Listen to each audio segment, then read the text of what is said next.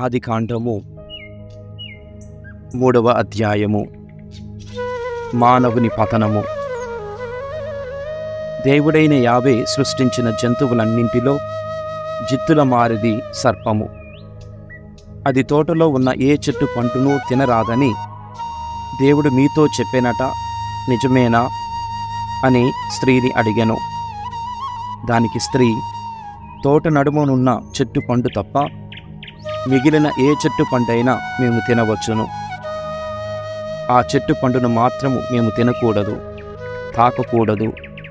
ఆ పని చేసినచో మేము చనిపోవుదుము అనే జవాబు చెప్పెను. అంతటా సర్పము, ఆ మాట నిజము కాదు, మీరు చావనే చావరు. ఆ చెట్టు పండును తిన్నప్పుడు మీకు కనువిప్పు కలుగుననియు, మీరు మంచి చెడ్డలు తెలుసుకుని దేవుని వలె అగుదురనియు ఎరిగి అతడు మీకట్లు చెప్పెను అని అనెను. స్త్రీకి ఆ చెట్టు కన్నుల పండుగగా ఉండెను, దాని పండు తినుటకు రుచిగా ఉండునని తోచెను. ఆ పండు వలన తెలివితేటలు కలిగిన ఎంత బాగుండునో కదా అని ఆమె తలంచెను. ఇట్లనుకొని ఆమె ఆ చెట్టు పండు కోసి తిని భర్తకు ఇచ్చెను. అతడును తినెను. ఆ పండును తినిన వెంటనే వారికి కనువిప్పు కలిగినది. పాము మొండి మొలతో ఉన్నట్లు వారు తెలుసుకొనిరి. అంజూరపు టాకులు కుట్టి మొలకు కప్పుకొనిరి. ఆ సాయంకాలము దేవుడైన యావే చల్లగాలికి తోటలో తిరుగాడుచుండెను. ఆయన అడుగుల చప్పుడు వారికి వినబడెను. వారు ఆయన కంటికి కనబడకుండా చెట్ల నడుమ దాగుకొనిరి. కాని దేవుడైన యావే నరుని బయటికి పిలిచి, ఓయి, నీవెక్కడ ఉంటివి అని ప్రశ్నించెను. అంతటా మానవుడు, తోటలో మీ అడుగుల చప్పుడు వింటిని, నేను దిశములతో ఉంటిని, అవున భయపడి తాగుకొంటిని అనెను. నీవు మొండి మొలతో ఉంటివని నీకెవరు చెప్పేది? నేను తినవలదని చెప్పిన పండును నీవు తింటివా అని దేవుడు ప్రశ్నించెను. నీవు నాకు తోడుగా ఇచ్చిన స్త్రీ తినుమని నాకు ఆ పండును ఇచ్చెను, నేను దానిని తింటిని అని నరుడు చెప్పెను. దేవుడైన యావే, నీవు ఈ పని ఎలా చేస్తువి అని స్త్రీని ప్రశ్నించెను. దానికి ఆమె, సర్పము ఆ పండును తినమని మోసపుచ్చినది అని జవాబు చెప్పెను. దేవుడు శిక్షను ప్రకటించుట. అప్పుడు దేవుడైన యావే సర్పముతో ఇట్లనెను, నీవు ఇంత పని చేస్తేవి కనుక జంతువులలోను క్రూర మృగములలోను నీవు శాపమునకు గురియగుదువు. ఇక ఈనాటి నుండి నీవు పొట్టతో ప్రాకుదువు, మట్టియే నీకు ఆహారము. నీకును స్త్రీకిని, నీ సంతతికిని ఆమె సంతతికిని తీరని వైరము కలుగును. ఆమె సంతతి వారు నీ తల చితకగొట్టుదురు, నీవేమో వారి మడములు కరుతువు. ఆయన స్త్రీతో ఇట్లనెను, నీవు గర్భము ధరించినప్పుడు నీ బాధలు అధికము చేయుదును, నీ ప్రసవ వేదనను ఎక్కువ చేయుదును. అయినను నీ భర్త ఎడ నీకు కోరిక కలుగును, అతడు నీ మీద పెత్తనము చెయ్యును. ఆయన నరునితో ఇట్లనెను, నీవు నీ భార్య మాట విని నేను తినవలదనిన పండును తింటివి, నీ వలన భూమి శాపము పాలైనది. నీవు బ్రతికినన్నాళ్ళు కష్టపడి కండలు కరిగించి భూమి నుండి నీకు కావలసిన పంట పండింతువు. ఈ నేల నీకై ముండ్ల తుప్పలను గచ్చ పొదలను మొలిపించును. నీవు పొలములోని పంటతో పొట్ట నింపుకొందువు. పుట్టిన మట్టిలో కలిసిపోవు వరకు నీవు నసటి చెమటోడ్చి పొట్టకూడు సంపాదించుకొందువు. నీవు మట్టి నుండి పుట్టితివి కాన చివరకు మట్టిలోనే కలిసిపోవుదువు. జీవులకందరకు తల్లి కావున నరుడు తన భార్యకు ఏవా అను పేరు పెట్టెను.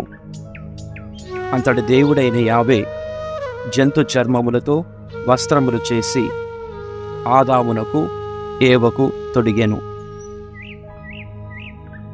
దేవుడు తోట నుండి ఆదామును ఏవను వెళ్ళగొట్టుట. అప్పుడు దేవుడైన యావే మానవుడు కూడా మంచి చెడ్డలు గుర్తించి మా సాటివాడయ్యను. అతడిక ప్రాణమిచ్చు చెట్టు పండ్లను కోసుకుని తిని శాశ్వతముగా బ్రతుకునేమో అనుకొనెను.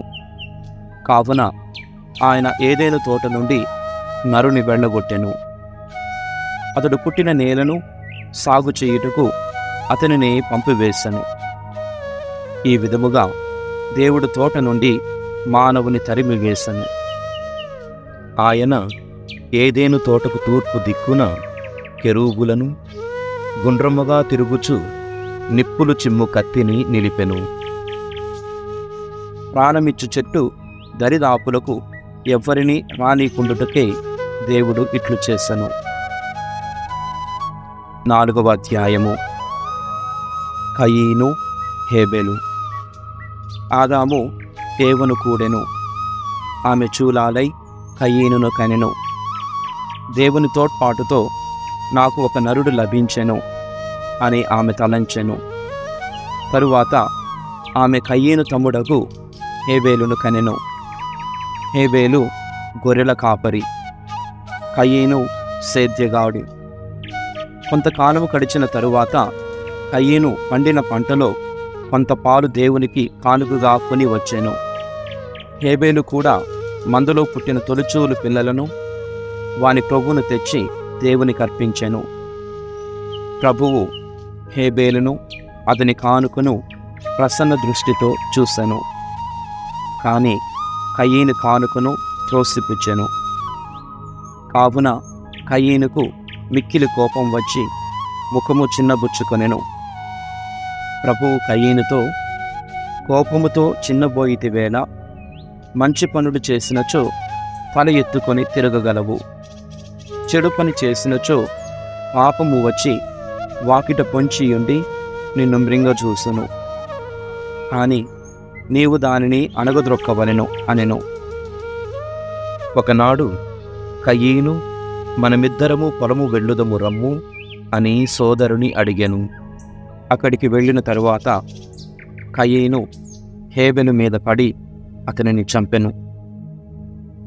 నీ తమ్ముడు హేబెలు ఎక్కడా అని ప్రభువు కయీనును అడిగెను. దానికి కయీను, నాకు తెలియదు, నేనేమైనా వానికి కావలి వాడనా అని ఎదురు చెప్పెను. దానికి ప్రభువు, అయ్యో, నీవెంత పని చేసితివి? నీ తమ్ముని నెత్తురు నేల మీద నుండి గొంతెత్తి నాకు మొరపెట్టుచున్నది. నీవు చిందించిన నెత్తురు త్రాగుటకు నేల నోరు తెరిచినది. ఈ భూమిపై నీవిక నిలువరాదు. నిన్ను శపించుచున్నాను. నీవెంత సాగు చేసినను ఈ నేలలో పంటలు పండవు. ఆరుబోతువై దేశద్రిమ్మరివై బ్రతుకుము అనెను. కయీను ప్రభువుతో, నేనింత శిక్ష భరింపచాలను. ఈనాడు ఇక్కడి నుండి నన్ను వెళ్ళగొట్టితివి. నేనిక నీ కంటికి కనబడకుండా దాగుకొనవలెను. ఆరుబోతునై దేశదిమ్మరినై తిరుగవలెను. ఎదురుపడిన వాడు ఎవడో ఒకడు నా ప్రాణములు తీయను అని పలికెను. అంతట ప్రభువు అతనితో, కయీనును చంపిన వాడు 7 దండన పాలగును అనెను. ఇట్లని దేవుడు ఎదురుపడిన వాడు ఎవడునూ కయీనును చంపకుండుటకు అతనిపై ఒక గుర్తుంచెను. కయీను ప్రభువు సముఖము నుండి వెడలి ఏదేనుకు తూర్పుగా ఉన్న నోదు దేశములో నివసించెను. కయీను సంతతి. కయీను భార్యను కూడెను. ఆమె గర్భవతి అయి హనోకును కనెను. అంతట కయీను ఒక నగరమును నిర్మించెను. ఆ నగరమునకు కుమారుని పేరు పెట్టెను. హనోకునకు ఈరాదు పుట్టెను. అతనికి మహూయాయేలు జన్మించెను. అతనికి మతూషాయేలు, అతనికి లేమెకు పుట్టిరి. ఆదా, సిల్లా అను పేర్లు గల స్త్రీలనిద్దరును లేమెకు పెండ్లి ఆడెను. ఆదా యాబాలును కనెను. ఇతడు గుడారములలో నివసించు పశువుల కాపరులకు మూల పురుషుడయ్యెను. యాబాలు తమ్ముని పేరు యూబాలు. అతడు పిల్లలు గ్రోవిని సితారును మ్రోగించు వారికి మూల పురుషుడు. లెమెకు రెండవ భార్య సిల్లా తూబలు కయీనును కనెను. అతడు కమసాలులకు కమ్మర్లకు నాయకుడు. తుబాలు కయీను సోదరి పేరు నామా. లెమెక్ తన భార్యలతో ఇట్లనెను, ఆదా సిల్లా నా మాటలు వినుడు. లెమెక్ భార్యలారా, నా పలుకులు ఆలింపుడు. నన్ను గాయపరిచిన వానిని చంపివేస్తిని, నన్ను కొట్టిన పడుచు వాని ప్రాణములు తీస్తిని. కయీనును చంపిన వానికి 7 అంతల శిక్ష, లెమెకును చంపిన వారికి 77 అంతల దండనము. షేతు సంతతి వారు. ఆదాము మరలా భార్యను కూడెను, ఆమెకు ఒక కొడుకు పుట్టెను. కయీను చంపిన ఆబేలునకు బదులుగా దేవుడు ఇంకొక బిడ్డను నాకిచ్చెను అని తలంచి ఆమె తన కొడుకునకు షేతు అని పేరు పెట్టెను. షేతుకు కూడా ఒక కొడుకు పుట్టెను, అతని పేరు ఎనోషు. అతని నాటి నుండి జనులు దేవుడైన యావేను ఆరాధింప మొదలుపెట్టిరి. 104వ కీర్తన. సృష్టిలోని వింతలు. నా ఆత్మమా దేవుని స్తుతింపుము. ప్రభు, నీవు మిక్కిలి ఘనుడవు. నీవు ప్రాభవ వైభవములను బట్టల వలె ధరించితివి, వెలుగును వస్త్రము వలె తాల్చితివి. ఆకాశమును గుడారము వలె వ్యాపింపచేసితివి. మీది జలముల మీద నీ ప్రాసాదమును నిర్మించుకుంటివి. మేఘములు నీకు రథములు. నీవు వాయువు రెక్కల మీద స్వారీ చేయుదువు. గాలులు నీకు దూతలు. తలతలలాడు మెరుపులు నీకు బంటులు. నీవు నేలను దాని పునాదుల మీద నెలకొల్పితివి, అది ఏనాటికి నీ కదలదు. ఆ నేలను సముద్రము అను బట్టతో కప్పితివి. సాగర జలము కొండలను ముంచివేసెను. నీవు గద్దింపగా ఆ జలములు భయపడి ఆరిపోయెను. మేఘ గర్జనము వంటి నీ ఆజ్ఞకు వెరచి అవి పరుగెడెను. ఆ నీళ్లు కొండల నుండి జారి క్రింది లోయలోనికి పారెను. అచట నుండి అవి నీవు నిర్ణయించిన స్థలమును చేరుకొనెను. నీవు ఆ నీళ్లకు దాటరాని హద్దును నెలకొల్పితివి. అవి ఆ మేరను దాటి వచ్చి నేలను మరలా ముంచి వేయవు.